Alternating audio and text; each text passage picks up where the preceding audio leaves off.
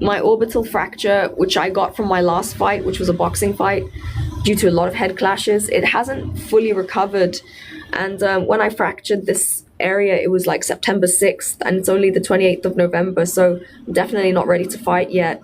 But I can train a lot and get really precise and accurate, which is exactly what I'm doing on this trip.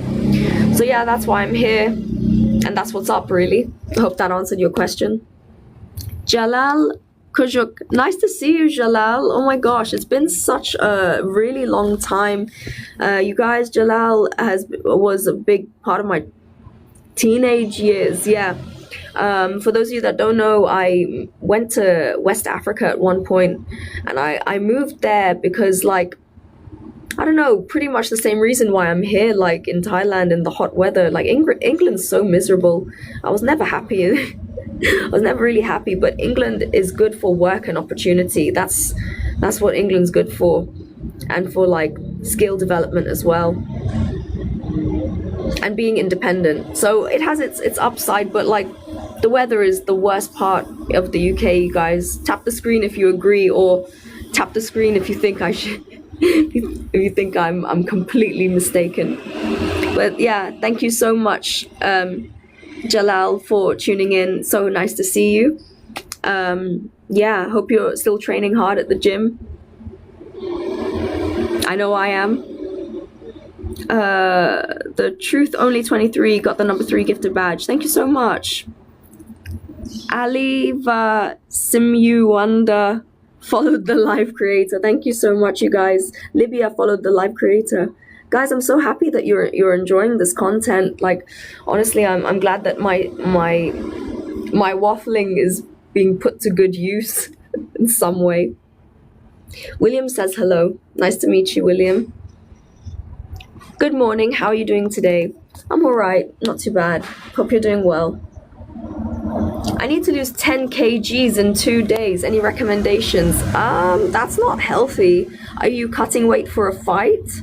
If it's for a fight, then I can share some tips. But my God, 10 kilos in 2 days. That's, yeah, man.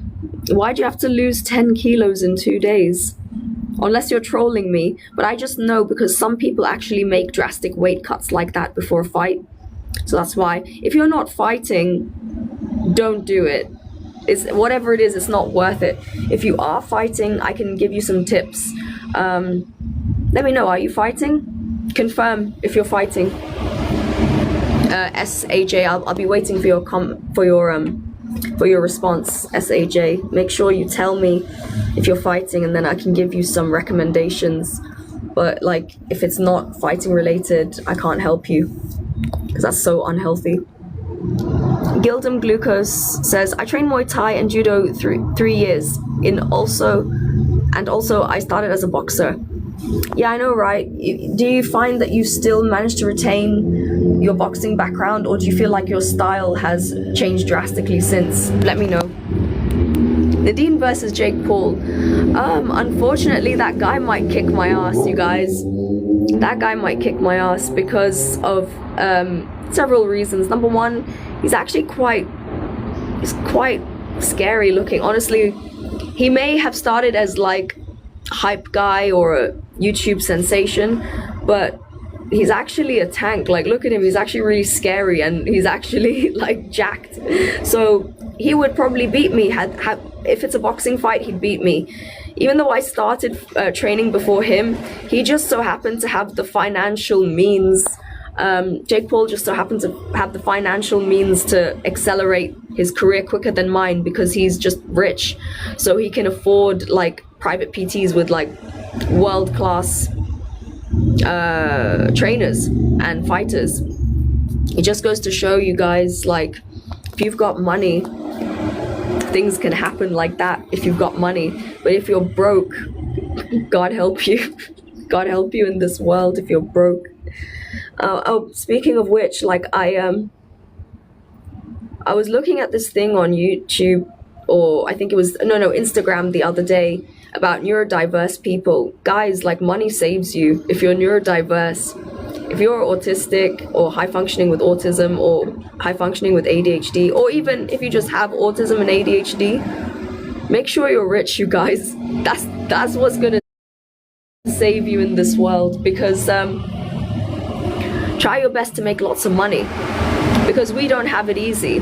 We're not exactly going to be the most popular people, and most of the times, like, a neurotypical person is going to register you as wrong, not consciously or anything, but we just so happen to have this look where someone who is neurotypical, especially in social groups, they'll kind of like look at us, and then something will register in their brain that we are different, even though we don't really do anything at all. It's just perhaps it could be like the inattention. For example, they could be talking about something, or context plays an important role. They could be talking about something in the group, and then for you as the ADHD slash autistic person to fit in, you would do this thing called masking, which you'll kind of like agree or like go with the crowd and then kind of repeat or reinforce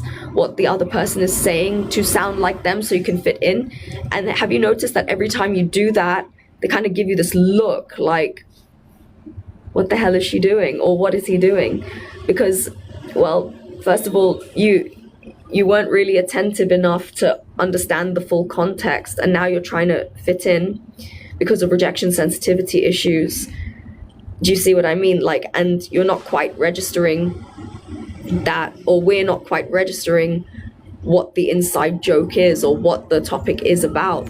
So you know, things like that. So automatically you're going to be registered as, this person's weird, or this person's trying too hard, this person is a bit shifty, they don't know how to make eye contact, why are they trying to mirror me so much, why are they trying to be like me, when really in reality we're just trying to fit in because we just, I don't know, I feel like there's this, we're like robots almost in a way, robots with personality, but like we're kind of on autopilot because the world's not interesting enough to want to fit in, but you have to fit in because you don't have opportunity if you don't, and you don't have friends, and it's a lonely and isolating place.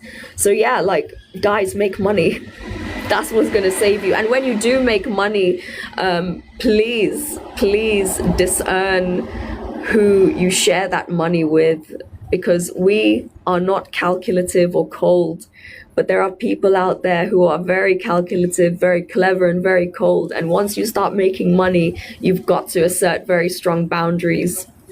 There is a very tragic story of a lady I know who was also a bit neurodiverse and ended up making lots of money. Then some con artist guy comes in and suddenly her business is completely bankrupt, and he's run